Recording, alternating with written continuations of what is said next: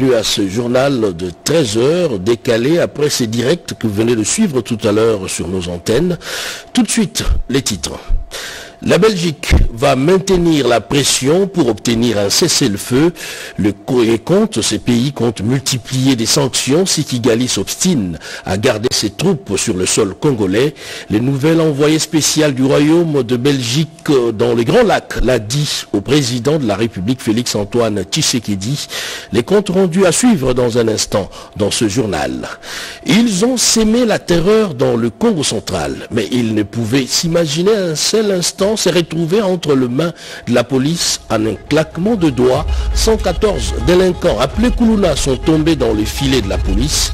L'opération Dobo lancée dans le Congo central ratisse déjà large. Des images à suivre également dans un instant dans ce journal.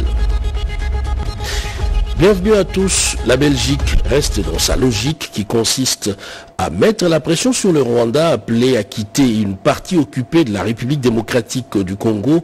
Au cas contraire, les leviers sanctions sera amplifié. Le nouvel envoyé spécial de la Belgique dans le Grand Lac, Marc Perstine, a été reçu par le président de la République, Félix-Antoine Tshisekedi. Guylain Kabalundi pour les détails. Excellence, Monsieur le Président, Monsieur Marc, envoyé spécial du Royaume de Belgique.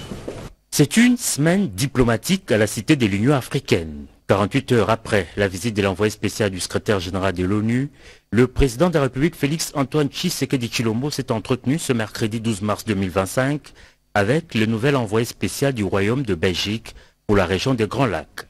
Les échanges ont porté sur la crise sécuritaire actuelle dans l'Est de la République démocratique du Congo et les moyens d'y mettre un terme. Pour Marc Perstine, la Belgique est respectueuse de l'intégrité et souveraineté de la RDC.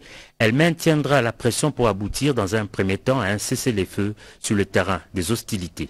Comme vous le savez sans doute, la Belgique a eu à cœur de dénoncer de façon forte et claire l'agression dont la RDC est victime. Et on le fait parce qu'on est très attaché au principe du respect du droit international, du respect de l'intégrité territoriale, de la souveraineté de tout État, que ce soit en Europe, en Asie, en Afrique. Les règles doivent être les mêmes et s'appliquent à tout le monde. Et donc pour nous, c'est vraiment un point très important. Et donc, encore assurer le président que bien sûr on maintiendrait cette ligne-là et maintenir la pression pour, dans un premier temps, aboutir à un cessez-le-feu. Revenant sur les dernières sanctions infligées par son pays à l'agresseur rwandais, l'envoyé spécial belge indique que d'autres mesures pourront être prises si Kigali s'obstine à garder ses troupes sur le sol congolais. Les sanctions, les mesures, parce qu'il y en a toute une série qui peuvent être prises, on peut le voir dans une approche graduelle. Et si ça ne suffit pas, je crois qu'il y a d'autres mesures qui peuvent être prises. Et ça, pour nous, c'est très clair. Et on continuera à sensibiliser nos partenaires, notamment européens, notamment au sein de l'Union européenne, à aller dans cette direction si nécessaire. La mise en application de la résolution 2773 et la relance des processus de Luanda et de Nairobi sont par ailleurs encouragés par l'envoyé spécial du Royaume de Belgique dans la région de Grand Lac. Et la situation sécuritaire et humanitaire préoccupante dans la partie est du pays, on en parle également à la réunion ordinaire du Conseil des ministres de la SADC. La question sur le financement de la mission de la SADC en RDC, Samir Diersi, a été aussi au cœur des échanges. Le ministre de l'intégration régionale Didier Manzenga a pris part à cette importante réunion. On fait le point avec notre envoyé spécial sur place à Harare, Willy Atunakov.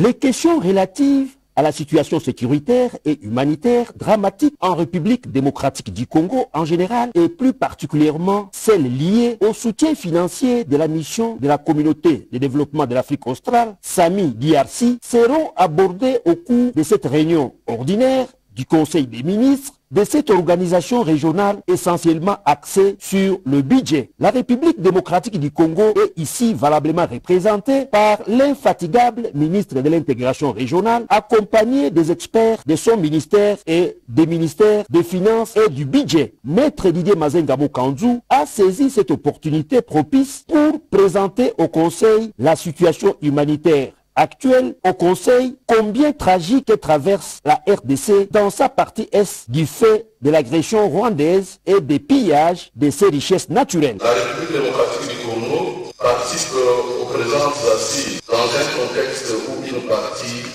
de son territoire est occupée illégalement par le Rwanda et c'est suspectif du M23 qui viole et tue la population à Goma et à Bukavu. Cet acte constitue certes des violations graves des droits de l'homme et occasion de déplacement massif de populations dans cette partie de notre pays, avec comme l'agression, l'aggravation de l'excuse de la crise humanitaire, condamner les actions commises par le Rwanda et ses suspectifs du M23, ordonner au Rwanda de retirer immédiatement ses forces armées du territoire congolais, mais aussi pour le déploiement de la force de la SADC dénommée Samuel Diaz. Signalons que l'agenda de ces conseils du ministre de la SADC prévoit également les 15 et 16 mars prochains un dialogue entre la SADC et l'Union européenne et le 17 mars prochain une réunion purement sécuritaire mixte EAC SADC ici à Harare au Zimbabwe. Depuis Harare au Zimbabwe, Willy Atulakov Kapumba Bangalala Kapulukusu, RTNC. Le cercle de réflexion des élus provinciaux de la capitale apporte sa contribution dans l'éveil patriotique face à l'agression rwandaise avec le premier vice-président de l'Assemblée nationale, Jean-Claude Isaac Tshilumbai. Il a été question d'évoquer également d'autres sujets liés au quotidien de la ville capitale, notamment les embouteillages dans cette grande mégalopole. Le compte rendu dans ses commentaires.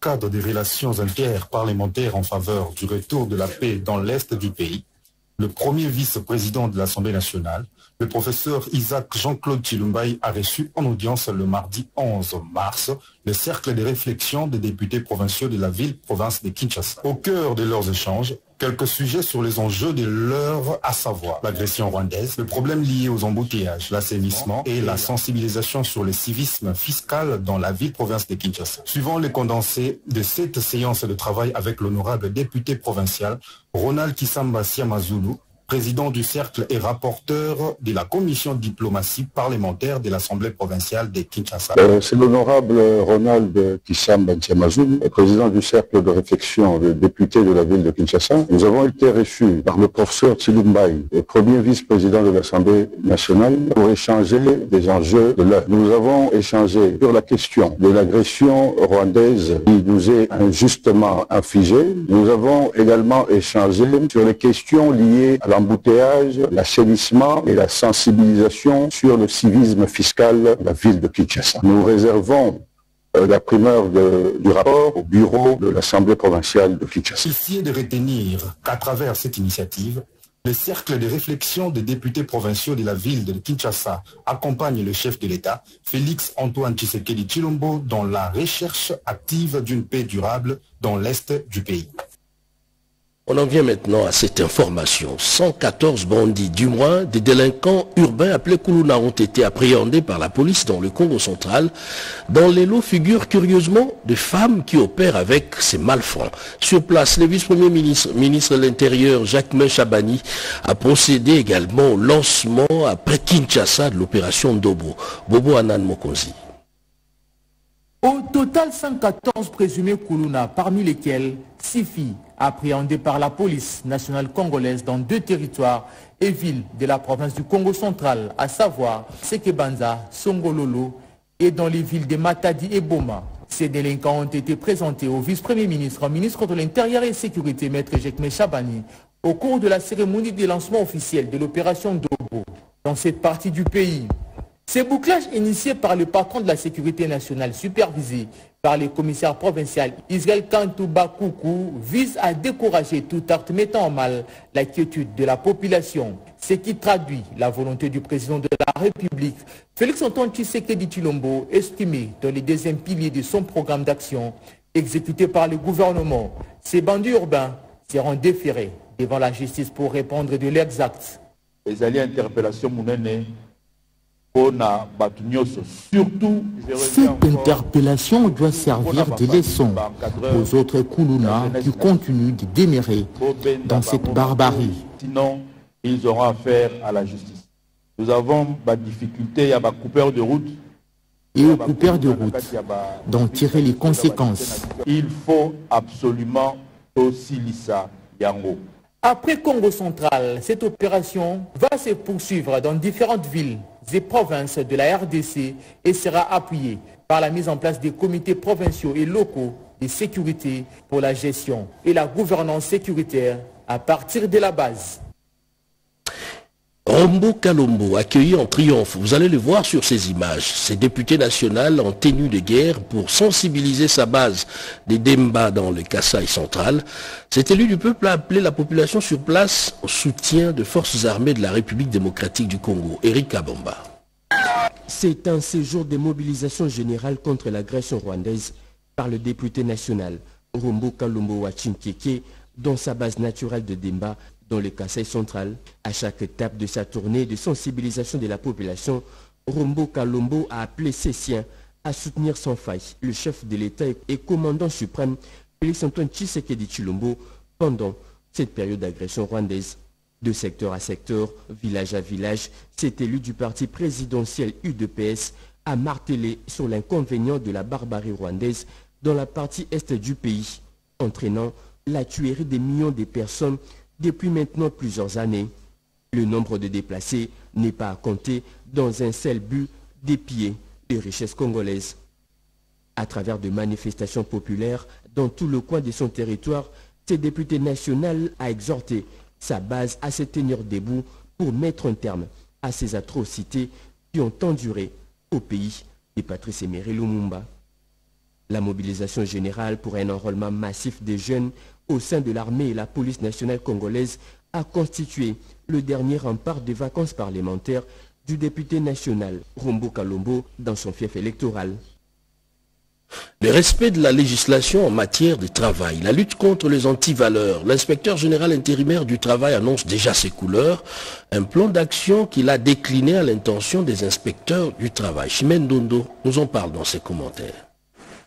Pour ses premiers contacts, Piana Ngwaya, inspecteur général du travail ad intérim, annonce ses couleurs à travers un programme d'action résumé en 7 points. Il s'agit entre autres de lutter contre les antivaleurs, assainir le monde du travail, améliorer les cadres du travail, faire respecter le personnel. Ces instructions, il les a reçues du ministre de l'Emploi et Travail, Ephraim Akwakwa-Nameto, qui tient à vous-il à la matérialisation de la vision du chef de l'État, Félix Antoine Tshisekedi Tshilombo, qui place l'emploi à la tête de peloton de son programme du gouvernement pour son second quinquennat. Pour atteindre ces objectifs, le nouvel inspecteur général du travail promet d'éradiquer les pratiques avilissantes qui ternissent l'image de marque de ses services. On doit assainir le monde du travail par rapport aux usurpateurs et tous ces gens-là qui se comportaient comme éléments incontrôlés, mais qui sont de notre structure. Cette interpellation ne pas tomber dans les oreilles dessous. Les participants à cette rencontre promettent de faire de leur la voie tracée par le nouvel inspecteur général du travail. C'est une question de prise de conscience de chacun d'entre nous, de voir comment mettre de côté les antivaleurs. Et qu'est-ce qui fait que l'inspection ne puisse pas aller de l'avant?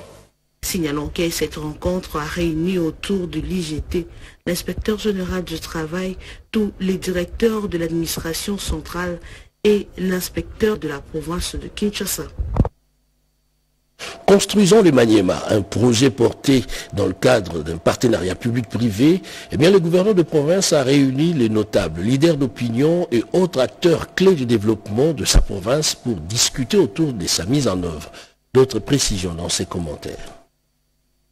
Le projet Tudjenge Manema, traduit en français par Construisons du Manema, a été officiellement lancé mardi 11 mars 2025 à Kindu par le gouverneur de la province du Manema, son excellence Moussa Kabonkoubi Moïse. Tudjenge Manema est une initiative qui vise à obtenir des privés leurs apports pour la reconstruction de la province du Manema, a ainsi indiqué le professeur Casimir Ngumbi Kitete, son président du conseil d'administration.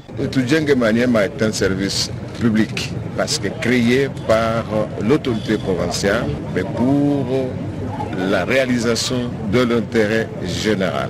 C'est pour une première fois qu'on a vu un gouverneur aux idées prolifiques qui a voulu composer avec les fils et filles de la province du Manema en les invitant pour un échange. Tout est parti des taxes conventionnelles et dans cette fluidité d'idées, les privés ont voulu aussi emboîter les pas aux taxes conventionnelles. Et c'est la raison pour laquelle le gouverneur a demandé une séparation nette entre ce qui relevait des taxes conventionnelles et l'apport des privés dans la reconstruction du Maniema. Bref, il s'agit ici de la participation citoyenne pour le développement de leur propre province. J'ai l'impression qu'au fur et à mesure que nous évoluons, comme chercheurs, nous récolterons des données, peut-être pourquoi pas publier un ouvrage sur l'expérience de la participation citoyenne dans la province du Maniema pour son développement. Comment nous allons le faire, ce n'est pas par nous-mêmes, mais il y aura des assemblées générales qui vont être tenues au cours desquelles la population elle-même, les contributeurs eux-mêmes vont décider des ouvrages d'art d'intérêt général qu'il faudra réaliser. 3 numéros bancaires ont été communiqués à la fin de cette cérémonie de lancement, dont le solde indiquait déjà 37 000 $ américains, souscrits par certains natifs du Maniema.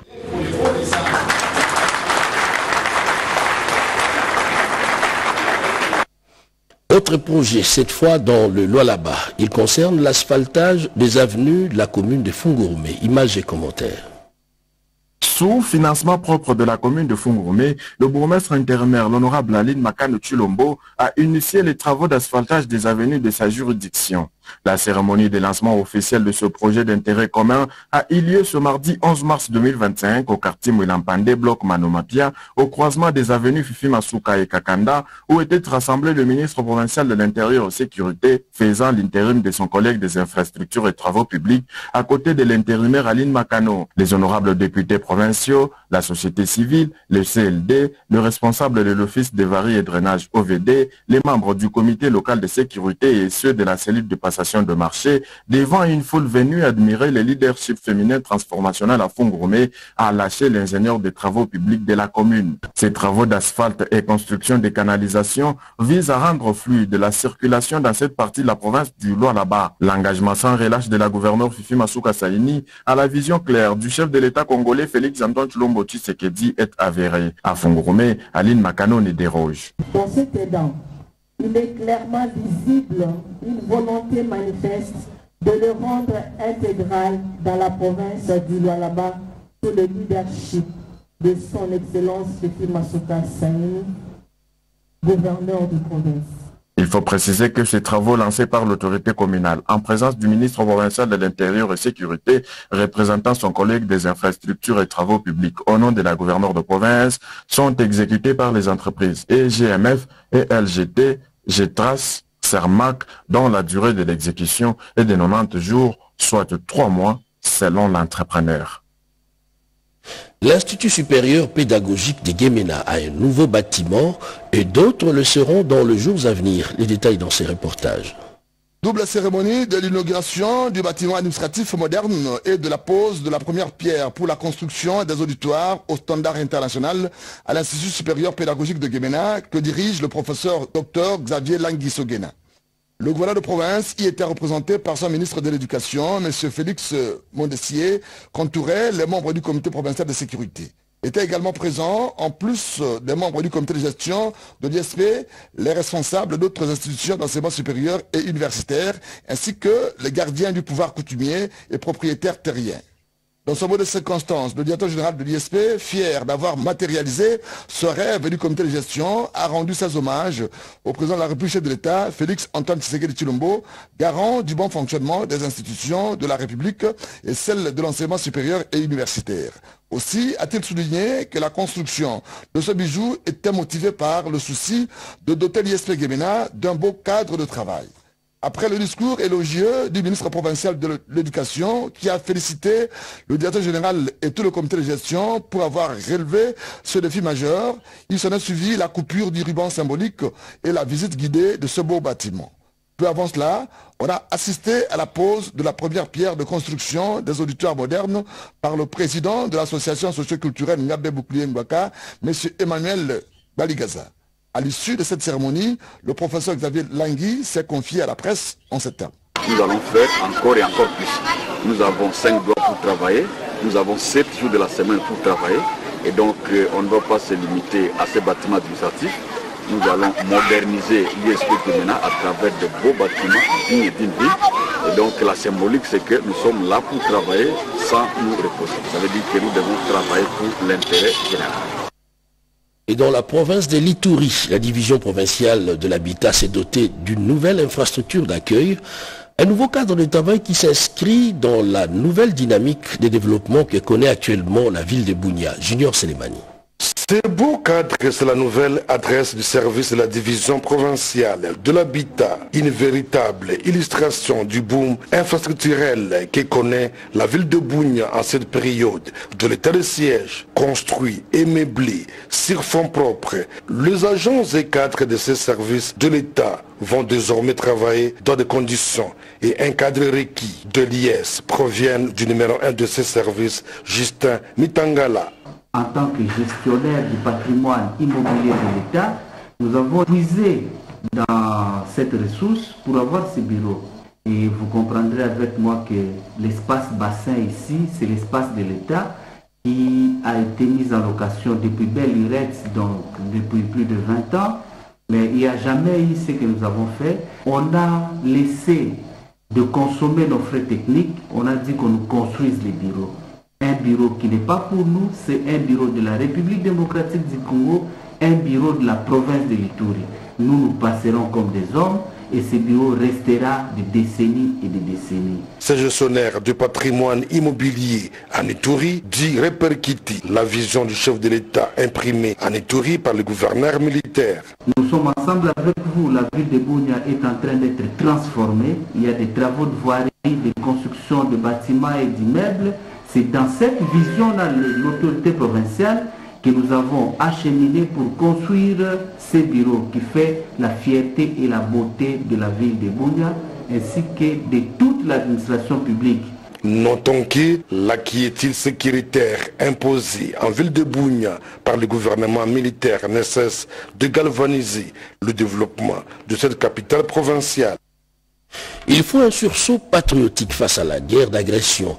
Le ministre provincial de la ville de Kinshasa était avec les femmes éducatrices et les élèves filles de la capitale. David Moubenga. Les femmes éducatrices et les élèves filles de la ville-province de Kinshasa étaient réunies dans la grande salle du lycée Mama Diankeba, située sur 13e rue Limité, pour célébrer la journée internationale des droits de la femme. L'invité de marque à cette cérémonie, le ministre provincial de l'Éducation et Nouvelle Citoyenneté, Jeannot Cano-Larose, a lancé l'appel à un sursaut patriotique. Je lance un appel nous invite et à un sursaut patriotique tout en faisant confiance aux institutions de la République. Sur ces ans très faites, j'exhorte les uns et les autres à se ranger derrière le commandement suprême des armées, son Excellence Félix Antoine Tshisekedi, car la patrie ou la mort, nous vaincrons, et c'est conformément à la campagne du gouvernement congolais pérément. Toujours au cours de cette manifestation, le ministre provincial de l'Éducation et Nouvelle Citoyenneté a reçu le serment des élèves filles qui ont juré de servir en toutes circonstances et avec fidélité et loyauté la République démocratique du Congo. Liant l'utile à l'agréable, le ministre provincial Jeannot Cano-Larose a remis un lot important d'épargne aux femmes éducatrices de la ville-province de Kinshasa. C'est une première, un conseil d'administration pour l'agence pour la promotion des classes moyennes congolaises. L'arrêté a été signé par le ministre de l'Industrie Louis Watoum et la nouvelle équipe de la PROSEM annonce ses couleurs et décline déjà son plan d'action. Dylan Kayuma pour les détails. Depuis sa création le 2 août 2021, l'Agence pour la promotion des classes moyennes congolaises APROSEM a toujours existé, sans conseil d'administration. Dans les soucis de garantir le fonctionnement régulier de cet établissement public, le ministre de l'Industrie, Louis Kabamba Watoum, conformément aux textes légaux, a signé un arrêté. Arrêté portant désignation des membres du conseil d'administration à titre intérimaire. Et bien sûr, en attendant la nomination du chef de l'État. Il s'agit de Gisèle Kayembe-Mbouyi, présidente du conseil d'administration, Pascal Tchelo, directeur général, et 3 administrateurs, à savoir Bissimois Benjamin, Suzanne Toumba, Edisonama, Michel. La présidente du tout nouveau conseil d'administration s'est dit déterminée à travailler dur pour le développement de la RDC. Nous allons travailler de sorte à ce que les objectifs que nous allons nous fixer puissent avancer et puis qu'on puisse en voir les résultats.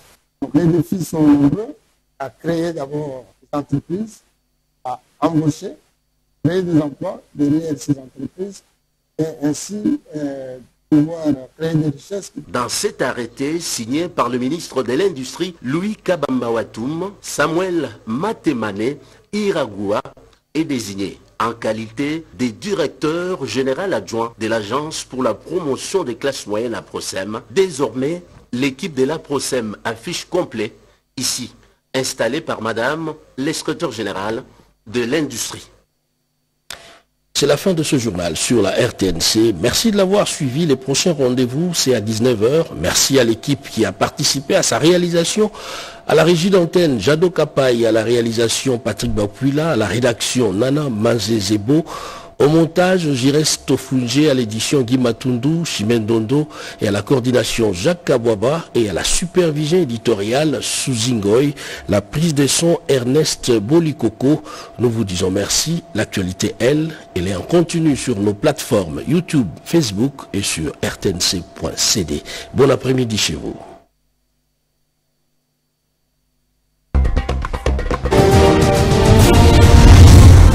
Congo Avenir. Mboka ya Bakongo.